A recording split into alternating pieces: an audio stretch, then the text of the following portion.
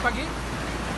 Perlu saya informasikan kembali, saat ini jam 07.00, cuaca belum reda, dermaga 2 saat ini belum bisa dioperasikan.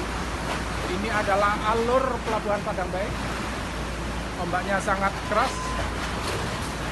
Kapal yang mau masuk dermaga 1 saat ini juga terganggu.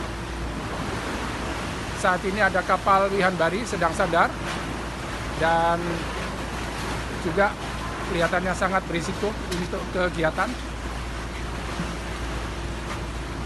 Diperhatikan kapal Wihanbari saat ini juga goyang.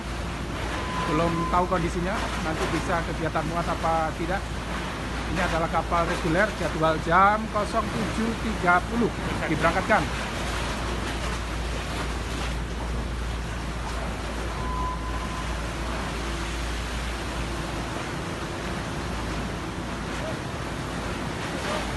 Perlu kami informasikan lagi, baru saja dilaporkan kapal Munik 3 sudah sampai di Padang Baik, sehingga sampai saat ini sudah 3 kapal untuk kegiatan bongkaran dan tertahan sedang berlabuh di Labuan Namuk.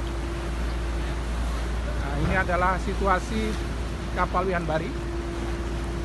Lumayan keras ombaknya, masuk sampai di dermaga 1. Nah, ini adalah sisi kiri dermaga 1.